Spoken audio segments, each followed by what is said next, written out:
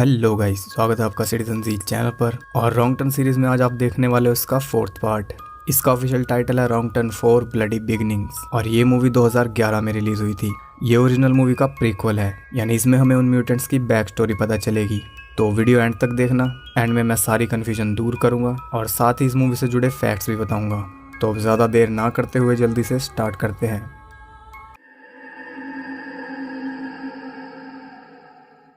Movie start होती है 1974 में और हमें दिखाया जाता है वेस्ट वर्जीनिया का एक सैनिटोरियम जहां बहुत सारे डिफॉर्म पेशेंट्स रहते थे।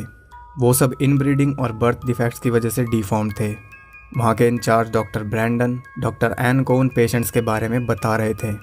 तभी एक पेशेंट पीछे से डॉक्टर एन को पकड़ लेता है और उनके बालों में से एक हेयर पिन निकाल लेता है। वो दोनों आगे बढ़ते हैं और डॉक्टर ब्रैंडन डॉक्टर एन को हिल्लीकर ब्रदर्स के सेल तक लेकर जाता है। वो भाई थे सॉ टूथ, वन आई और थ्री फिंगर। डॉक्टर ब्रैंडन बताते हैं कि ये तीनों भाई मिसिस हिल्लीकर को जंगल में मिले थे, इसलिए इनका नाम हिल्लीकर ब्रदर्स रख दिया। जब मिसिस हिल्लीकर को वो मिले थे तब वो अपने पेरेंट्स को खा चुके थे। डॉक्टर उन्हें वहाँ के सबसे खतरनाक पेशेंट्स बताता है, जबकि वो अभी बच्चे ही थे। वो बताता है कि एक अपने हाथ की 2 उंगलियां चबा गया और वो था थ्री फिंगर। दूसरे ने अपनी एक आंख निकाल कर खा ली और वो था वन आई। तीसरा अपने दांतों को दीवार पर घिसता रहता था और उसने कई वर्कर्स को काट कर जख्मी भी कर दिया था। वो था सॉ टूथ। अब आपको इन तीनों के नाम का मतलब पता चल गया होगा। डॉक्टर एन पूछती है कि वो इतना दर्द बर्दाश्त कैसे कर लेते हैं। तब डॉक्टर ब्रैंडन उसे बताता है कि उन्हें दर्द महसूस ही नहीं होता। वो दोनों वहाँ से आगे बढ़ जाते हैं। जिस पेशेंट ने डॉक्टर एन की हेयर पिन निकाल ली थी वो उनके जाते ही उस पिन से सेल का लॉक खोलने लगता है, लेकिन वो उतना स्मार्ट नहीं था। वो तीनों भाई उसे देख लेते हैं और उससे पिन मांगते हैं। वो पिन उनकी तरफ फेंक देता है और जैसा कि आप 3 पार्ट्स में देख चुके हैं कि उनमें सबसे ज़्यादा अक्लमंद थ्री फिंगर था। वो उस पिन से लॉक खोल देता है। वो तीनों चुपचाप बाहर निकलते हैं और सिक्योरिटी गार्ड को मारकर वो कंट्रोल रूम से सारे सेल्स खोल देते हैं। इसके बाद वहाँ असली पागलपन शुरू होता है। वो तीनों डॉक्टर एन को पकड़कर उसे इलेक्ट्रिक शॉक्स देते हैं और तब तक उसे नहीं छोड़ते जब तक उसका दिमाग पूरी तरह फ्राई नहीं हो जाता। इसके बाद वो डॉक्टर ब्रैंडन को पकड़ते हैं और अपनी स्मार्टनेस दिखाते हुए बड़े ही यूनिक तरीके से उसे भी मार देते हैं। इसके बाद सीन चेंज होता है सीधा 29 साल बाद 2003 में और हमें दिखाए जाते हैं वेस्टर्न यूनिवर्सिटी के 9 स्टूडेंट्स जो कि बर्फ़ का मज़ा ले रहे थे। केनिया, जैना, विंसेंट, सारा, ब्रिजेट, काइल, क्लेयर, डैनियल और लॉरेन। उन्हें स्नोमोबाइल पर अपने फ्रेंड पॉटर के कैबिन तक जाना था, लेकिन वो रास्ता भूल जाते हैं और बहुत तेज़ तूफान के बीच फंस जाते हैं। तभी उन्हें एक बिल्डिंग दिखाई देती है जो कि उस तूफान में उनके लिए जन्नत से कम नहीं थी। वो उसकी तरफ बढ़ते हैं, लेकिन उन्हें ये नहीं पता था कि वो सब सच में जन्नत पहुंचने वाले हैं। वो वही सैनिटोरियम था जहां वो तीनों भाई रहते थे। अंदर जाकर उन्हें पता चलता है कि वो किसी तरह का हॉस्पिटल था। वो सब वहां आग जलाकर आराम से बैठ जाते हैं, लेकिन क्योंकि वो अमेरिकन किड्स थे इसलिए उन्हें आराम से बैठना नहीं आता था। किसी सुनसान और अबेंडन जगह पर जाकर अमेरिकन किड्स का पहला रूल होता है कि उस जगह की अच्छे से तलाशी लो, क्या पता शराब या ड्रग्स मिल जाए। वो सब भी उस जगह को अच्छी तरह छानते हैं और इंचार्ज के ऑफिस में उन्हें वाइन भी मिल जाती है। साथ ही उन्हें वहाँ के पेशेंट्स की फाइल भी मिलती है, जिन्हें देखकर उन्हें पता चलता है कि उस जगह पर डिफॉर्म लोगों को रखा जाता था। इधर हम देखते हैं कि वो तीनों भाई किसी को लेकर वापस उस सैनिटोरियम में आ चुके थे। विंसेंट, जैना और कैनिया रात बिताने के लिए वहाँ बेड्स चेक करने जाते हैं और वहाँ उन्हें कुछ दिखाई देता है। विंसेंट चेक करने के लिए जाता है और अंदर से उसके चिल्लाने की आवाज़ आती है। जैना और कैनिया दोनों डर जाते हैं, फिर भी हिम्मत करके वो विंसेंट को ढूंढने जाते हैं। विंसेंट उन्हें डरा कर उनके ऊपर एक घटिया सा प्रैंक करता है, जिसकी वजह से वो दोनों उससे नाराज़ होकर वहाँ से चली जाती है और हम देखते हैं कि वन आई उनका पीछा कर रहा था। उन सबसे माफ़ी मांगने के लिए विंसेंट अकेला ही जनरेटर ढूंढने जाता है। उसे जनरेटर मिल जाता है और वो उसे ऑन कर देता है। अब क्योंकि वो अमेरिकन किड्स थे और किसी सुनसान और अबेंडन जगह पर जाकर अमेरिकन किड्स का दूसरा रूल होता है कि अगर पावर ऑन हो जाए तो अच्छी तरह पार्टी करो, और वो सब भी बिल्कुल वैसा ही करते हैं। वो पूरे हॉस्पिटल को उथल पुथल कर देते हैं, लेकिन उन्हें ये नहीं पता था कि कोई उन्हें देख भी रहा था। पार्टी करते करते वो ऑडिटोरियम में पहुंच जाते हैं जहां उन्हें एक फिल्म रील पड़ी मिलती है। डैनियल उस रील को प्रोजेक्टर में डालकर प्ले कर देता है। उस फिल्म में दिखाया जा रहा था कि उन हिल्लीकर ब्रदर पर सबसे एक्सट्रीम टेस्ट किए जाते थे। उस फिल्म को देखकर लॉरेन उन्हें बताती है कि उसका भाई उसे हिलबिलीज के बारे में बहुत खौफनाक कहानियाँ सुनाता था। वो बताती है कि वो सब इनब्रेड्स थे और साथ ही लोगों को मारकर खाते थे, लेकिन कोई भी उसकी बातों पर यकीन नहीं करता और वो सब सोने चले जाते हैं। रात को सब अपने अपने कमरे में सो रहे थे, लेकिन विंसेंट को नींद नहीं आ रही थी। वो उठकर वहाँ घूमने लगता है। उसे सामने कोई दिखाई देता है। वो उसका दोस्त पॉटर था जिसके कैबिन में उन सबको जाना था। जब वो उसके पास जाता है तो वो देखता है कि वो मरा पड़ा था, लेकिन इससे पहले कि वो कुछ कर पाता, सॉटूथ उसके सर में आयरन रॉड घुसाकर उसे मार देता है। सुबह तक भी तूफान रुका नहीं था और वो सब अंदर ही रुके हुए थे। जैना सबसे विंसेंट के बारे में पूछती है, लेकिन किसी ने भी उसे नहीं देखा था। उन सब का सारा सामान भी गायब था। वो सोचते हैं कि विंसेंट फिर से कोई मजाक कर रहा है और वो सब उसे ढूंढने लगते हैं। काइल, केनिया, जैना और क्लेयर बेसमेंट में जाते हैं और वहाँ उन्हें एक अजीब सा केज मिलता है जिसके अंदर बहुत सारे औजार रखे थे। वो सब आगे बढ़ते हैं तो उन्हें सारे सेल्स मिलते हैं जिनमें पेशेंट्स को रखा जाता था। उधर बाकी सबको वहाँ पर खून लगा मिलता है, जिसे देखकर उनकी टेंशन और ज़्यादा बढ़ जाती है। बेसमेंट में वो सब बढ़ जाते हैं और जैना किचन में पहुँच जाती है, जहाँ वो देखती है कि सॉटूथ पॉटर के टुकड़े कर रहा था। तभी थ्री फिंगर वहाँ आकर सॉटूथ को ले जाता है। जैना भी जल्दी से वहाँ से भाग जाती है और उन सब के पास जाकर उन्हें सब बताने की कोशिश करती है। तभी सामने से पॉटर की जैकेट में कुछ उनके सामने आकर गिरता है। केनिया उसे चेक करने जाती है और जैसे ही वो जैकेट खोलती है तो वो देखती है कि उसके अंदर पॉटर का कटा हुआ सर था। अभी वो सब संभल भी नहीं पाए थे। तभी वो तीनों भाई बालकनी से बार बार नीचे फेंक कर क्लेयर के गले में फंसा देते हैं और उसे ऊपर खींचने लगते हैं। काइल जल्दी से क्लेयर के पैर पकड़ लेता है और वो पूरा उसके खून से सन जाता है। वो क्लेयर को नहीं बचा पाता और उसका सर धड़ से अलग होकर काइल के ऊपर गिर जाता है।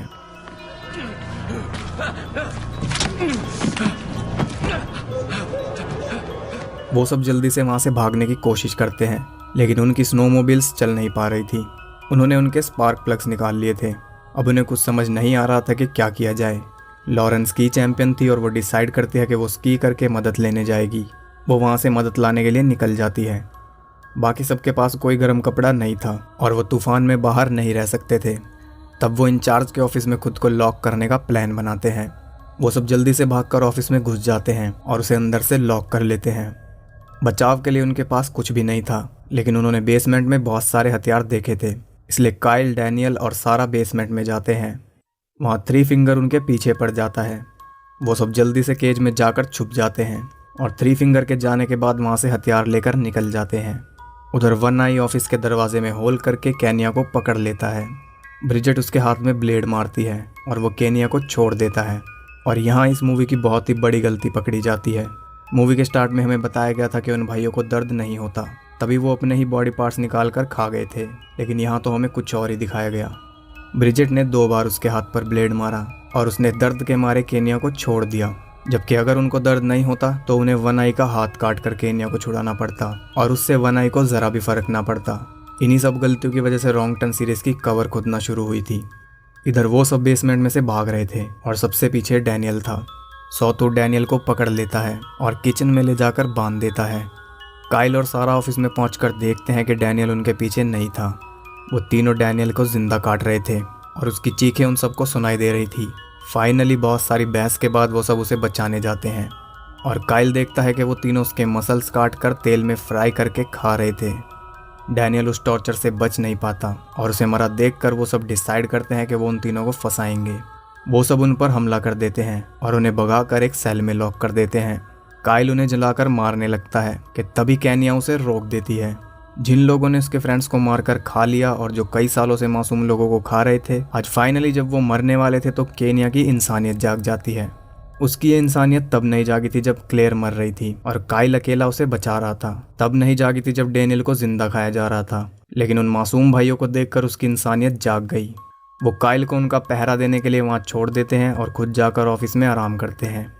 लेकिन बदकिस्मती से जिस सेल में वो लॉक थे वो वही सेल था जिसमें वो 29 साल पहले लॉक थे और जिस पिन से उन्होंने वो लॉक तोड़ा था वो पिन अभी भी वहीं पड़ी थी। जब काइल सो जाता है तब थ्री फिंगर अपनी कला दिखाता है और लॉक खोल देता है। सॉटूथ उसे पकड़ लेता है। इधर केनिया काइल को चेक करने जाती है और तभी जनरेटर बंद हो जाता है और वहाँ पर अंधेरा छा जाता है। वो देखती है कि वहाँ काइल नहीं था और सेल के अंदर वो तीनों भी नहीं थे। वो जल्दी से वापस आकर उन सबको ये सब बता देती है।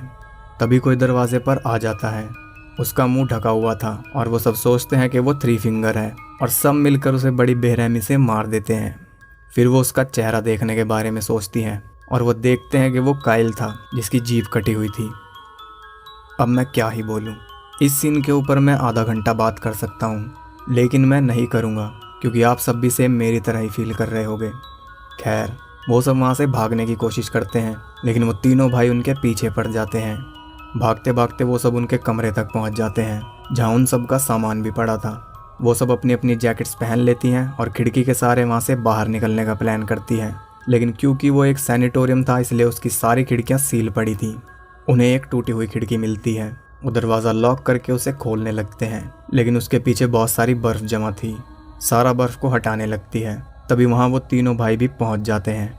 थ्री फिंगर दरवाज़ा तोड़ने की पूरी कोशिश करता है, फिर सॉटूथ उसे तोड़ने की कोशिश करता है।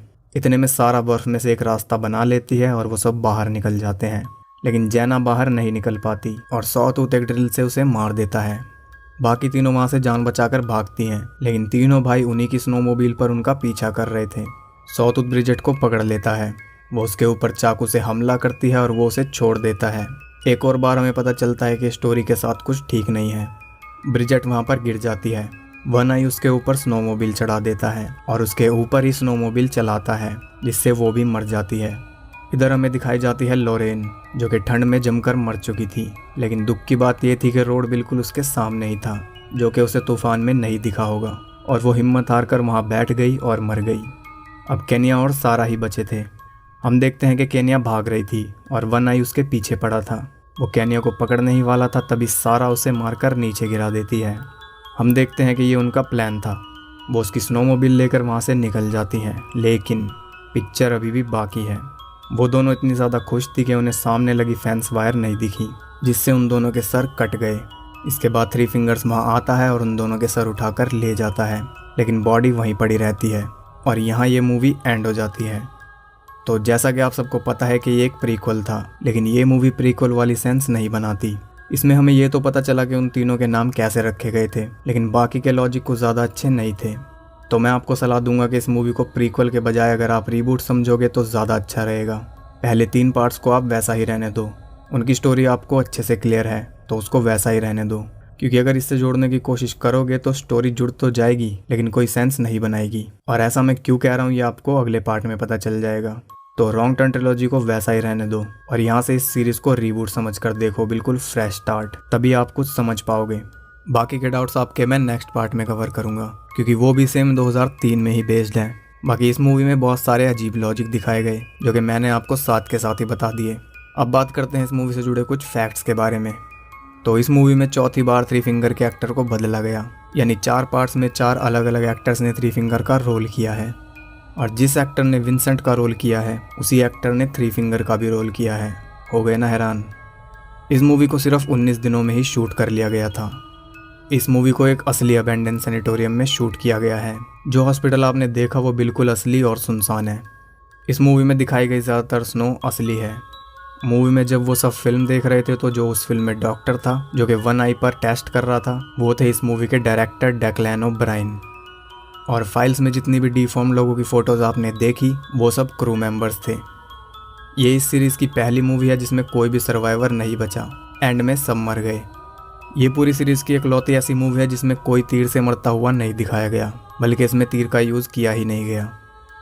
ये इकलौती ऐसी फिल्म है जिसमें म्यूटेंट्स ने लड़कों से ज़्यादा लड़कियों को मारा। तो ये थे कुछ इंटरेस्टिंग फैक्ट्स जो कि आप सबको ज़रूर पसंद आए होंगे। वीडियो अच्छी लगी हो तो लाइक ज़रूर कर देना, और चैनल पर नए हो तो कुछ वीडियोस चेक करो, अच्छी लगे तो सब्सक्राइब भी कर लेना। मैं मिलता हूँ आपसे इसके अगले पार्ट के साथ, तब तक के लिए सबको बाय।